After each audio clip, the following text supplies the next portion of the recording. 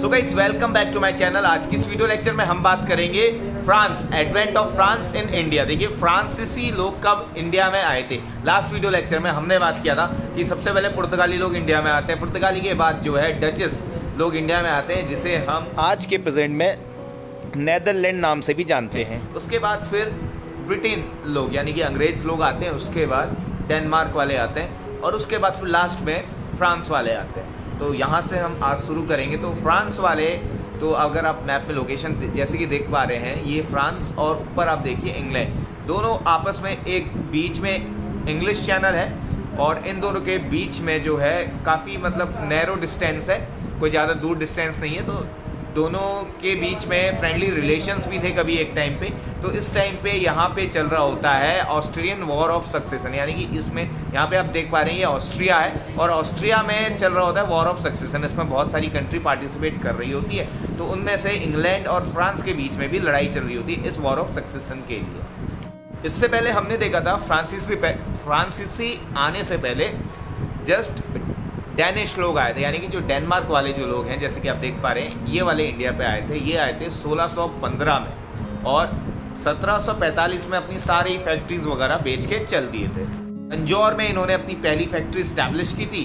तो ये तो थे डैनिश यानी कि डेनमार्क वाले। तो हम बात कर रहे हैं फ्रांसीसियों के बारे में, और फ्रांसीसियों के बारे में इसलिए बात करें क्योंकि इंपॉर्टेंट हो जाता है। यहाँ से एंग्लो कार्नेटिक वॉर शुरू हो जाते हैं। एंग्लो कार्नेटिक वॉर 1, 2, 3 जितने भी आपने सुने, तो सारे के सारे फ्रांसीसी, अंग्रेज और जितने भारत में इस समय यहाँ पे लोकल रूलर हैं उनके बीच में यहाँ पे चल रहा होता है। तो अभी आप पूरा डिटेल से समझेंगे आगे चल के। तो हम बात कर रहे हैं एडवेंट ऑफ फ्रांस की। तो अब फ्रांस जैसे ही इंडिया में आते हैं तो आपको ये समझना है कि फ्रांस में अभी जो है कौन सा रूलर रूल कर रहा है। वहाँ पे रूल कर रहा है किंग लुइस 14। इसका किंग लुइस का एक फेमस मिनिस्टर होता है जिसका नाम होता है कॉलबर्ट। हर कोई अपनी ट्रेडिंग कंपनी खोल रहा होता है। कंपनी द इंड ओरिएंटल 1664 में ये स्टैब्लिश हो जाती है। अब कंपनी खोल लेते हैं तो फिर अपना जो है पहला ट्रेडिंग सेंटर भी खोलेंगे। तो सूरत में ये लोग पहले अपना पहला ट्रेडिंग सेंटर खोलते हैं। फ्रैंको कारो, ये जो नाम मैं आपको बता रहा हूँ, फ्रैंको कारो, ये बंदा होता है जो इस कंपनी यानी कि ये समझ लो अपना जो ट्रेडिंग पोस्ट यहाँ पे सूरत में स्टैब्लिश कर रहा होता है। तो ये इसका मेन मुखिया होता है। साल होता है 1668 का, यानी कि 1668 का। सिर्फ 4 साल आए हुए होते हैं। 1664 में 1664 में ये इंडिया में सूरत वाला जो आपको गुजरात वाला लोकेशन है वहाँ पर लैंड करते हैं। इनकी शिप आती है। 4 साल इनको लग जाते हैं थोड़ा सा यहाँ पे घूमने घामने में, देखते हैं कि जो सब ठीक ठाक है। तो 4 साल बाद जो है अपनी पहली फैक्ट्री स्टैब्लिश करते हैं। कहाँ? सूरत पे। इनकी कंपनी का नाम मैं आपको बता ही चुका हूँ, कंपनी द इंड ओरिएंटल।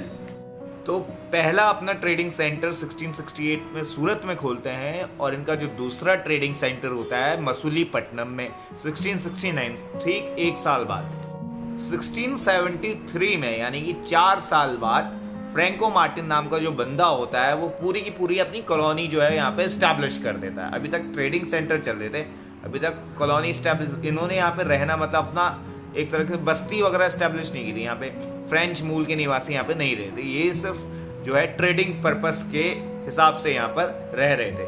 ठीक है, इनका कोई ऐसा मतलब आशय नहीं था कि हम लोग यहाँ पे पूरी जिंदगी भर आगे चलते हैं, मतलब आने 100, 200, 300 साल तक भी यहाँ पर रहेंगे, अपना घर बनाएंगे, ऐसा।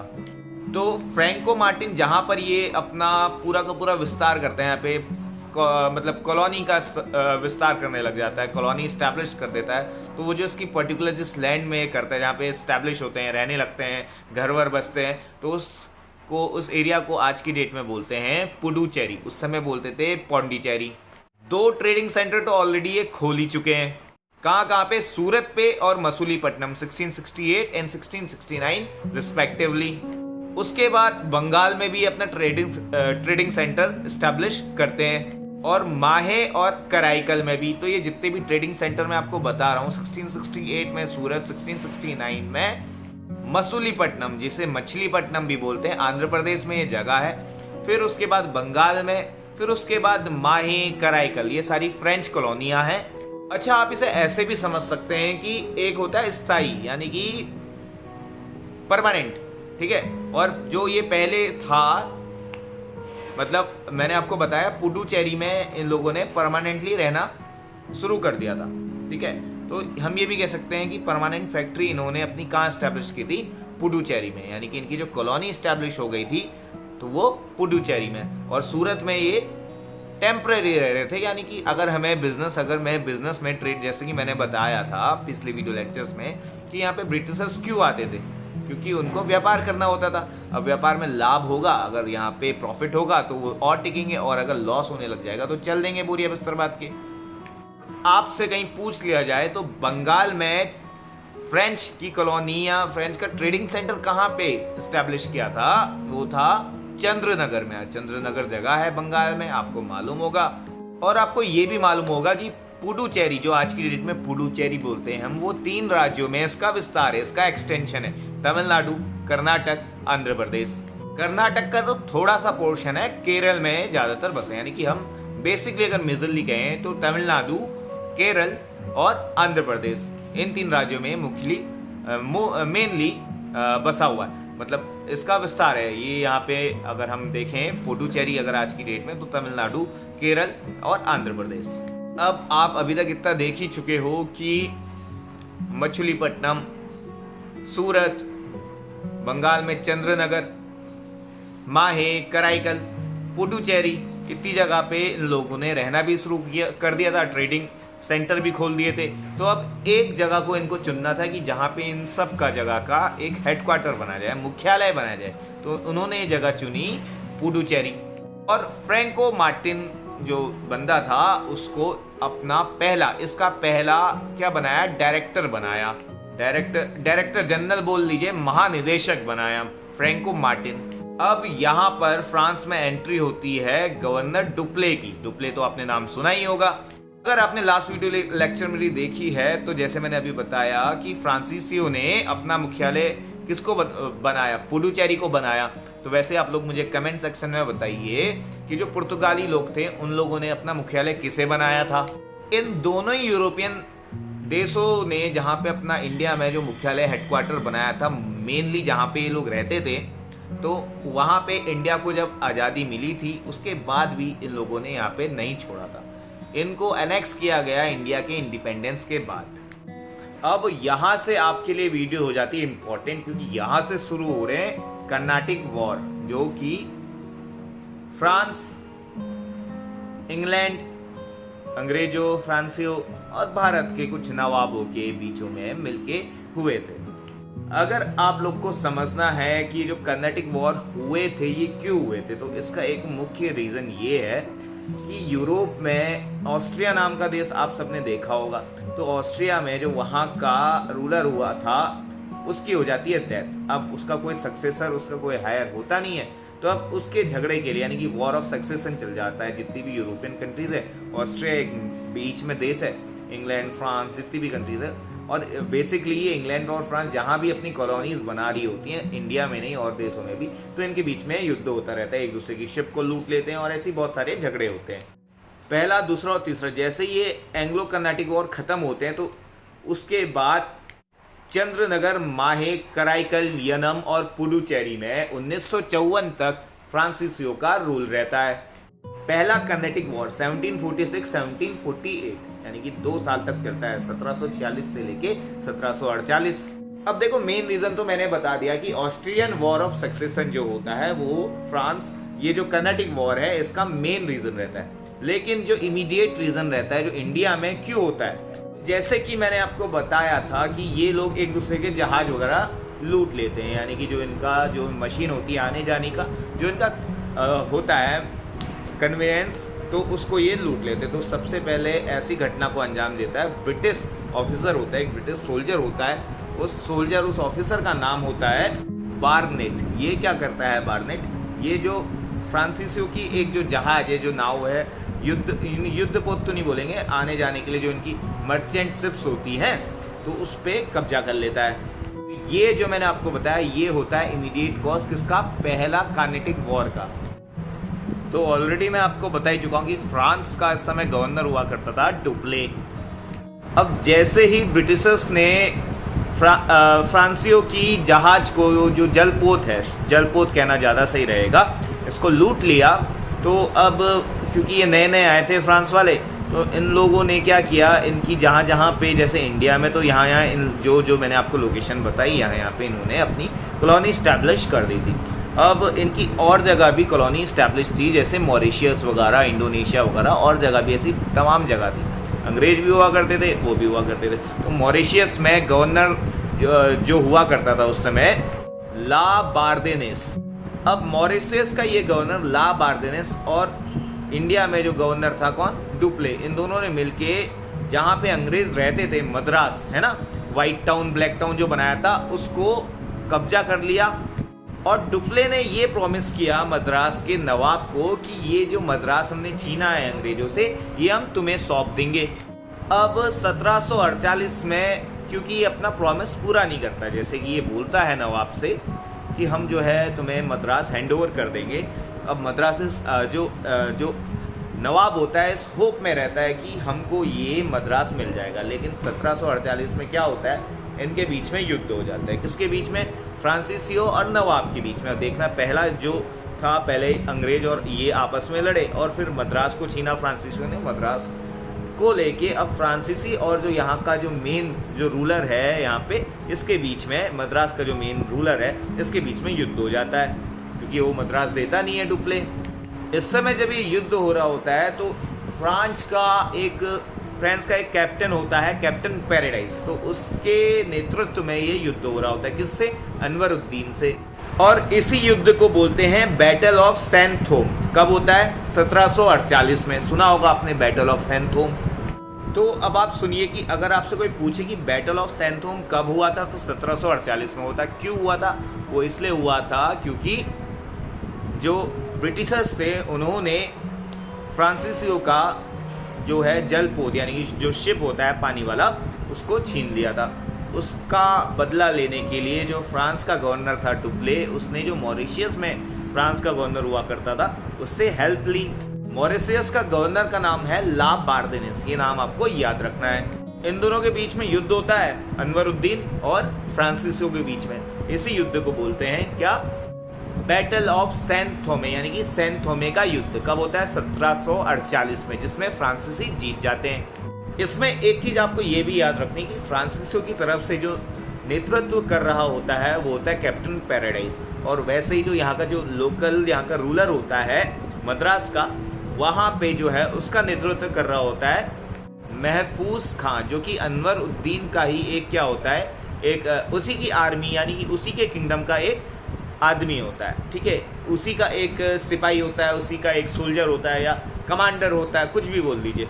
तो बेसिकली ये युद्ध होता है सैंट थोम का 1748 में। तो किसके बीच में होता है, कैप्टन पैराडाइज और महफूज खान। तो अगर आपको अभी तक ये समझ में नहीं है कि युद्ध हुआ क्यों, तो मैंने आपको ये सब बताया कि मद्रास छीन लेता है कौन, फ्रांसीसियों के जो गवर्नर होते हैं, जो इंडिया में फ्रांस का गवर्नर होता है डुप्ले, और जो मॉरिशियस में फ्रांस का गवर्नर होता है ला बार्देनेस। ठीक है, ला बार्देनेस, फ्रांस और मॉरिशियस और इंडिया दोनों के गवर्नर मिलके मद्रास को छीन लेते हैं। मद्रास को छीनते हैं, जो मद्रास का यहाँ का लोकल राजा होता है अनवरुद्दीन, ये इसको नहीं देते, प्रॉमिस करते हैं। 1748 में युद्ध होता है, नहीं देते हैं, युद्ध में हार जाता है। और अगर ये समझ लीजिए कि अनवरुद्दीन अपना एक आर्मी भेज देता है कि जाओ और जाके उनको फ्रांसीसियों को भगाओ, लेकिन उल्टा हो जाता है कि जो कैप्टन पैराडाइज होता है वो हरा देता है किसकी सेना को, समझ रहे हो, अनवरुद्दीन की सेना को। अनवरुद्दीन का नेतृत्व कौन कर रहा होता है,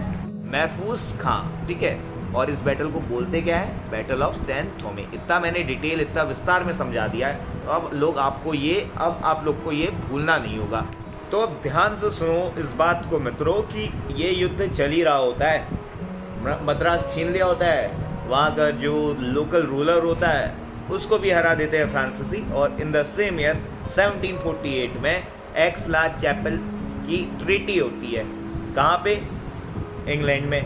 किसके बीच में, इंग्लैंड और फ्रांसीसियों के बीच में, यानी कि हम कह सकते हैं यूरोप में ये जो है संधि हो जाती है दोनों देशों के बीच में। और जो फर्स्ट कर्नाटिक वॉर चल रहा होता है, जहाँ कहीं भी चल रहा होता है, सिर्फ इंडिया में ही नहीं चल रहा होता, ठीक है, जहाँ कहीं भी चल रहा होता है। जैसे अमेरिका भी किसकी कॉलोनी थी, अमेरिका में भी आपको मालूम होना चाहिए, सेंट्रल अमेरिका में, नॉर्थ अमेरिका में बेसिकली ब्रिटिशर्स चले गए थे। अपनी उन्होंने जो है 13 कॉलोनी स्टैब्लिश की थी। ये सब तो मालूम होगा, बताने की जरूरत तो है नहीं। तो जो है फ्रांसीसी भी वहाँ पर थे, तो वहाँ पे भी युद्ध चल रहा था। तो अमेरिका में एक जगह थी। अब इस ट्रीटी का प्रावधान देखना कि जो मद्रास जो था फ्रांसीसियों ने छीन लिया था अंग्रेजों से। इस ट्रीटी के तहत ये अंग्रेजों को वापस कर देते हैं इंडिया में, ठीक है। और अमेरिका में क्या होता है, एक जगह होती है और उस जगह का नाम है लुइसवर्थ। वो जो है किसको मिल जाती है, फ्रांसीसियों को मिल जाती है। वहाँ पे कब्जा किसका होता है, अंग्रेजों का होता है। लुइसवर्थ किसको दे दिया जाता है, फ्रांसीसियों को दे दिया जाता है। और जो मद्रास जो फ्रांसीसियों ने छीन लिया था वो वापस अंग्रेजों को दे दिया जाता है। यहाँ पे फर्स्ट कर्नेटिक वॉर समाप्त हो जाती है। कौन से ईयर में, इन द सेम ईयर जब ये शुरू हुई थी 1748 में। लड़ाई इनकी चली रही होती है, फर्स्ट एंग्लो कर्नाटिक वॉर चली रही होती है कि अचानक से 1748 में इनके बीच में ट्रीटी हो जाती है, इंग्लैंड और फ्रांसीसियों के बीच में। इस ट्रीटी के प्रावधान में क्या होता है कि जो मद्रास फ्रांसीसियों ने छीना होता है ये वापस अंग्रेजों को दे देते हैं। और बदले में अमेरिका में भी तो चल रहा होता है ना, मैंने आपको बोला कि सिर्फ इंडिया में ही नहीं चल रहा होता है ना। फ्रांस और अंग्रेजों का जहाँ जहाँ कॉलोनी थी वहाँ ये लोग लड़ रहे थे। क्यों, ऑस्ट्रियन वॉर ऑफ सक्सेशन के लेके। इंडिया में क्या कारण था वो मैंने आपको बताया। तो और अमेरिका में एक जगह थी लुइसवर्थ। लुइसवर्थ जो है फ्रांसीसियों को दे दी जाती है और मद्रास अंग्रेजों को दे दिया जाता है। तो इनके बीच में सेटलमेंट होता है और यहाँ पे जो है एक्सला चैपल की ट्रीटी बोलते हैं इसको। ये जो है फर्स्ट कर्नेटिक वॉर खत्म हो जाता है। कब चलता है, 1746 से लेके 1748, 2 साल तक ये युद्ध चलता है। और आपको ये भी मालूम होना चाहिए कि जो ट्रीटी मैंने आपको बताई एक्सला चैपल की, ये जो संधि है, जो ट्रीटी है, इसी के चलते जो है जो यूरोप में वॉर ऑफ सक्सेशन चल रहा होता है, ऑस्ट्रियन वॉर ऑफ सक्सेशन, वो भी खत्म हो जाता है। अब हम देखेंगे कि सेकंड कर्नेटिक वॉर हो जाता है शुरू। कब, 1749 में। जैसे ही ये एक्सला चैपल की संधि इनकी होती है 1748 में, उसके ठीक 1 साल बाद 1749 में हो जाता है सेकंड एंग्लो कर्नेटिक वॉर शुरू। तो चलो अब जल्दी से शुरू करते हैं सेकंड एंग्लो कर्नेटिक वॉर।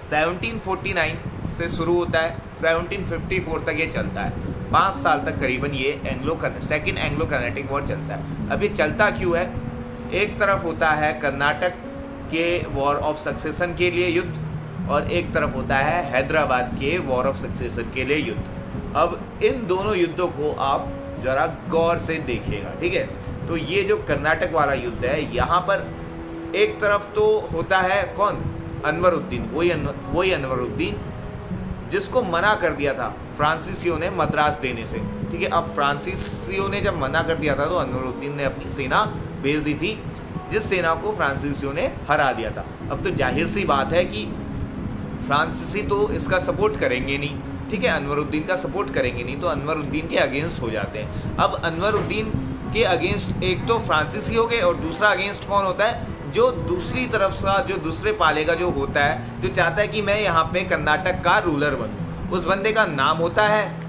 चंदा साहब।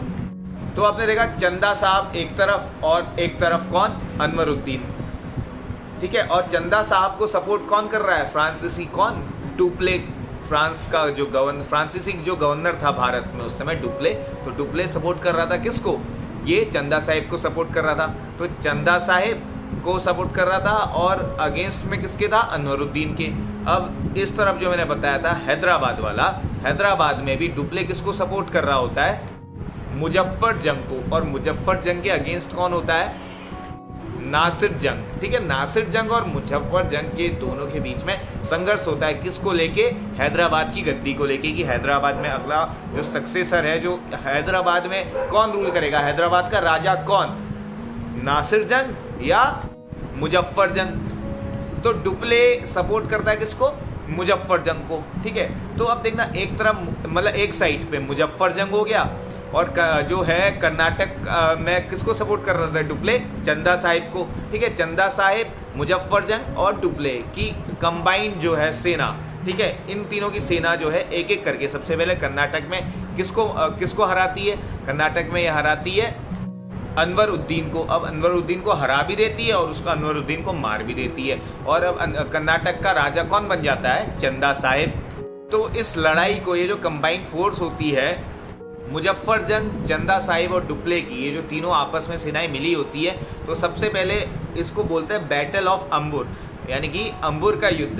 तो अंबुर के युद्ध में जो है अनवरुद्दीन की हत्या कर दी जाती है। कर्नाटक का राजा चंदा साहिब को बना दिया जाता है। तो कर्नाटक का वॉर ऑफ सक्सेशन तो हो जाता है खत्म, क्योंकि चंदा साहिब को कर्नाटक का राजा बना देता है। सपोर्ट कौन करता है? डुप्ले। ठीक है, अब देखना यहीं पे आपसी फूट हो जाती है इंडियन रूलर्स के बीच में, और बाहरी जो फोर्सेस हैं, जो बाहर की कंट्री के हैं, वो यहाँ पे फायदा उठाते हैं। अब कर्नाटक का मामला तो हो गया हल। अब रहा हैदराबाद का। हैदराबाद में डुप्ले किसको सपोर्ट कर रहा है? मुजफ्फर जंग को। और मुजफ्फर जंग के विरुद्ध कौन है अपोजिट पार्टी? नासिर जंग। तो इन दोनों के बीच में इलेक्शन होता है, मुजफ्फर जंग जीत जाता है, क्योंकि सपोर्ट कौन कर रहा होता है? डुप्ले। और नासिर जंग हार जाता है। तो अब हैदराबाद का राजा कौन? मुजफ्फर जंग। और इसमें सपोर्ट कौन करता है? वही जैसे चंदा साहिब हो गया, चंदा साहिब जीत गया था, कर्नाटक का राजा बन गया, उसने कहा चलो ठीक है मैं यहाँ का राजा बन गया, अब मैं तुम्हें हैदराबाद का राजा बनने में मैं भी तुम्हारी हेल्प करूँगा। तो अपनी कंबाइंड आर्मी चंदा साहिब भेजता है, और मुजफ्फर जंग की आर्मी तो होती है और डुप्ले की आर्मी होती है। इन तीनों की कंबाइंड आर्मी हैदराबाद में जो वॉर ऑफ सक्सेशन होता है उसको जीतने के लिए किसको हरा देते हैं? नासिर जंग को हरा देते हैं। अब जैसे ही कर्नाटक का जो राजा होता है, कौन जीतता है? चंदा साहिब। ठीक है, चंदा साहिब जीतता है, अनवरुद्दीन की हत्या कर दी जाती है। अनवरुद्दीन की हत्या कर दी जाती है, तो अनवरुद्दीन का एक बेटा होता है। अब वो जैसे देखता है कि पिताजी की हत्या कर दी है, और उसका नाम होता है मोहम्मद अली, वो भाग जाता है। कहाँ भाग जाता है? त्रिचन्नपल्ली। त्रिचन्नपल्ली में एक फोर्ट होता है, दुर्ग बोलते हैं जिसे हिंदी में, दुर्ग फोर्ट, वहाँ पे जाके छिप जाता है। और कर्नाटक में किसका रूल होता है? मैं 2-3 बार ऑलरेडी बता चुका हूँ, चंदा साहिब का। ठीक है, चंदा साहिब जो है कर्नाटक की राजधानी होती है आरकोट, और चंदा साहब आरकोट में जो है रूल करने लग जाता है। तो आपने अभी तक देखा ये जो कंबाइंड आर्मी थी चंदा साहिब की, मुजफ्फर जंग की और किसकी? डुप्ले की। इन तीनों ने हैदराबाद में भी युद्ध किया और कर्नाटक में भी युद्ध किया। हैदराबाद में किसको राजा बना दिया? हैदराबाद में मुजफ्फर जंग को राजा बना दिया। कर्नाटक में किसको राजा बना दिया? चंदा साहिब को राजा बना दिया। यानी कि ये किंग मेकर का काम कर रहा था कौन? डुप्ले। अब कुछ समय बाद ब्रिटिशर्स भी इसमें इन्वॉल्व हो जाते हैं। ब्रिटिशर्स में इस समय जो है यहाँ पे बंगाल का गवर्नर होता है रॉबर्ट क्लाइव। तो रॉबर्ट क्लाइव को जैसे ही पता लगता है तो वो सोचता है यार फ्रांस से तो दुश्मनी पुरानी है ही, तो क्यों ना सही मौका है, यहाँ पे हमें जो लोकल रूलर हैं उनका सपोर्ट भी मिल ही रहा है। तो ये क्या करता है, आरकोट में जहाँ पे चंदा साहिब रूल कर रहा होता है, अनवरुद्दीन की हत्या कर दी जाती है, तो वहाँ पे ये रीअटैक करता है। कौन? Robert Clive. Robert Clive attack करता है और अटैक करके उसको हरा देता है चंदा साहिब को। और जो उसका बेटा भागा होता है, किसका? जिसकी हत्या कर दी होती है। किसकी हत्या कर दी होती है? अनवरुद्दीन की। अनवरुद्दीन का जो बेटा होता है मोहम्मद अली, जो कि त्रिचन्नपल्ली में जाके छिप जाता है, तो उसको ये दोबारा से आरकोट का राजा बना देता है। चंदा साहिब को हटा देता है और जो मोहम्मद अली जो होता है उसको राजा बना देता है कर्नाटक का, आरकोट का। समय होता है 1754 का, जब फ्रांसीसी हार जाते हैं बेसिकली, क्योंकि फ्रांसीसी सपोर्ट कर रहे होते हैं ना, चंदा साहिब को सपोर्ट कर रहे होते हैं कर्नाटक में हैं, तो अब ये हार जाता है। सो अब इससे जो है फ्रांस ईस्ट इंडिया कंपनी होती है, वो क्या बोलती है डुप्ले को कि तुम वापस आ जाओ, तुम हार गए रॉबर्ट क्लाइव से, ये कोई बात हुई? तो इस डिफीट से 1754 में डुप्ले को वापस बुला दिया जाता है और गॉड हू करके एक बंदा होता है, गॉड हू, इसको भेज दिया जाता है भारत में फ्रांसीसियों का गवर्नर बना के। ठीक है, गॉड हू 1754 में। और इसी के साथ जो है गॉड हू जो है भारत में आते ही पौंडीचेरी की ट्रीटी होती है अंग्रेजों और फ्रांसीसियों के बीच में। इन दोनों के बीच में फ्रांसीसी और अंग्रेजों के बीच में पुडुचेरी की ट्रीटी होती है। तो इस ट्रीटी के हिसाब से जो गॉड हू होता है वो बोलता है यार हम आपस में क्यों लड़ रहे हैं, हम अपनी अपनी टेरिटरी जो हमने जहाँ पे ओरिजिनली जहाँ पे हमने रूल करना शुरू किया था, हम वहीं पे जो है वापस से रूल करते हैं, हम क्यों प्रॉब्लम में हो रहे हैं, हम बढ़िया करके मस्त करके अपना ट्रेड करते हैं, कहाँ लगे बड़े चक्कर में, कोई नहीं है टक्कर में। तो यहाँ पे जो है यहाँ पे सेकेंड एंग्लो कर्नाटिक वॉर खत्म हो जाता है। कौन सी ट्रीटी से? Treaty of Puducherry. कौन करता है? फ्रेंच का गवर्नर गॉड हू। किसके बाद आता है गॉड हू? गॉड हू आता है डुप्ले के बाद। डुप्ले को वापस भेज दिया जाता है 1754 में। क्यों? क्योंकि ये उस समय हार जाता है, किससे? रॉबर्ट क्लाइव से। तो इतना सब जानने और सुनने के बाद हम क्या बोलेंगे कि ट्रीटी ऑफ ये जो है पुडुचेरी जो है ये सेकंड एंग्लो कर्नाटिक वॉर को कर देती है समाप्त। कौन सा ईयर होता है? 1754 1755 में, जब अंग्रेजों और फ्रांसीसियों के बीच में ट्रीटी होती है, ट्रीटी ऑफ पुडुचेरी। ठीक है, अब इस समय यहाँ पे गवर्नर कौन होता है? फ्रांसीसियों का गॉडहू होता है। अब वक्त आता है, धीरे धीरे 2-3 साल और बीतते हैं, फ्रांसीसियों का जो गवर्नर होता है वो हो जाता है चेंज। 1758 की मैं बात कर रहा हूँ, 1757-58 की मैं बात कर रहा हूँ। ठीक है, और ये मैं इसलिए बोल रहा हूँ क्योंकि अब जो है हमारा तीसरा एंग्लो कर्नाटिक वॉर शुरू हो जाता है। 1757 में आपको मालूम होगा कि बैटल ऑफ प्लासी हो रही होती है, जिसमें अंग्रेज लोग का कायम जो है वर्चस्व शुरू हो जाता है भारत में। वो खैर एक अलग टॉपिक है। तो अभी हम जो है थर्ड एंग्लो कर्नाटिक वॉर की बात कर रहे हैं। First Anglo Carnatic war, second Anglo Carnatic war, दोनों को हमने देख लिया है। 1758 का टाइम पीरियड है। फ्रेंच का इस समय गवर्नर है काउंट दे लाली। कौन? काउंट दे लाली। अब ये काउंट दे लाली फिर से एम्बिशियस होता है, ये सोचता है जो यार पहले डुप्ले कर रहा था वो सही कर रहा था।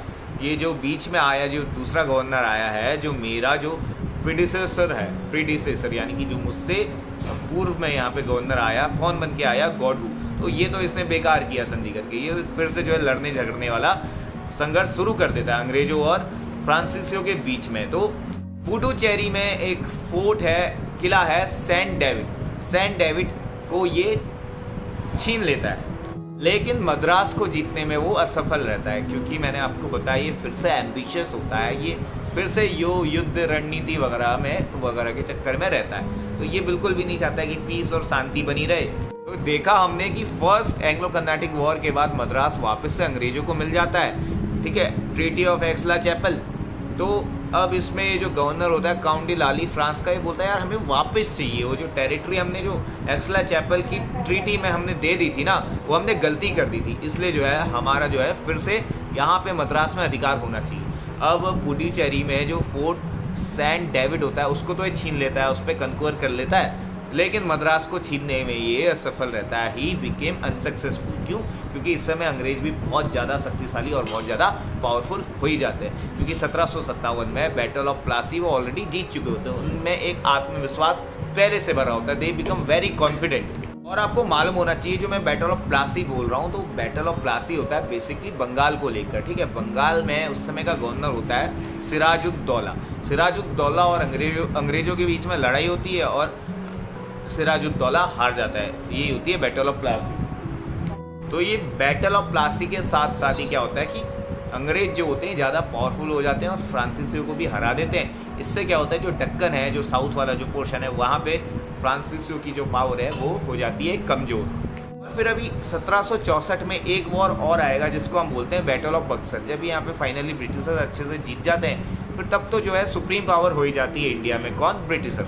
अब एकमात्र शक्ति कौन बची है? ब्रिटिशर। 1764 के बाद तो होता क्या है कि 1760 में फिर से एक वॉर होता है, युद्ध होता है, किसके बीच में? अंग्रेजों और फ्रांसीसियों के बीच में। ये जो है तीसरा जो कर्नाटिक वॉर है, तीसरा एंग्लो कर्नाटिक वॉर जो है, इनका निर्णायक युद्ध होता है। ठीक है, ब्रिटिशर्स की तरफ से होता है सर आयरकूट और फ्रांसीसियों की तरफ से होता है, मैं ऑलरेडी बता चुका हूँ, फ्रांसीसियों का गवर्नर काउंट डे लाली। अब इस जो लड़ाई हो रही है यहाँ पे 1760 में वेंडी वॉश का युद्ध, वेंडी वॉश वॉर। तो इसमें क्या होता है कि फ्रांसीसी हार जाते हैं, अंग्रेज जीत जाते हैं। अब फ्रांसीसियों का सिर्फ और सिर्फ जो है, जो अभी मैंने बताया था स्टार्टिंग में, फ्रांस जहाँ जहाँ अपनी कंपनी इस्टेब्लिश करते हैं, जहाँ जहाँ अपना trading point, trading centre establish करते हैं, तो सब हार जाते हैं। सिर्फ और सिर्फ जगह बच जाती है फ्रांसीसियों के पास, कौन सी? पुडुचेरी। ट्रीटी ऑफ पेरिस होती है 1763 में। 1763 में ट्रीटी ऑफ पेरिस होती है, जिसके तहत ये जो थर्ड एंग्लो कर्नाटिक वॉर है ये भी समाप्त हो जाता है। सो यहाँ पे हमारे ऑल थ्री जो है Anglo Carnatic war first, second, third खत्म हो जाते हैं 1763 में ट्रीटी ऑफ पेरिस के साथ। अब जो है 1764 में बैटल ऑफ बक्सर होता है। इसमें जो है सुप्रीम पावर किसके पास मिल जाती है? ब्रिटिशर्स के पास, यानी कि जितनी भी यूरोपियन कंट्रीज मैंने आपको बताई थी शुरुआत से लेके अंत तक, इसमें से सबसे सुप्रीम कौन? ब्रिटिशर्स। और यही ब्रिटिशर्स आखिरी तक यानी कि 1947 तक इंडिया में रूल करते हैं, इनकी यहाँ पे हुकूमत चलती है। तो ये था आज की क्लास में, आज की अगर ये इंपॉर्टेंट टॉपिक जो अगर आपको पसंद आया हो, समझ आया हो, तो उसको लाइक कर दीजिएगा। अगर आप लोग चैनल में नए हैं तो उसको सब्सक्राइब कर दीजिएगा। और साथ में अपने दोस्तों, अपने मित्रों, अपने यारों के संग इसको शेयर करना ना भूलिएगा। और मिलते हैं एक नई वीडियो पे, और अगली वीडियो पे हम देखेंगे लेटर मुगल्स यानी कि उत्तरवर्ती मुगल शासक। आई होप कि आप सबको इंतजार रहेगा उस वीडियो लेक्चर का, सो बने रहिए इस चैनल पे, ज़्यादा से ज़्यादा इसको शेयर कीजिए, सब्सक्राइब कीजिए अगर आप नए हैं इस चैनल पे। And thank you so much for watching, bye bye.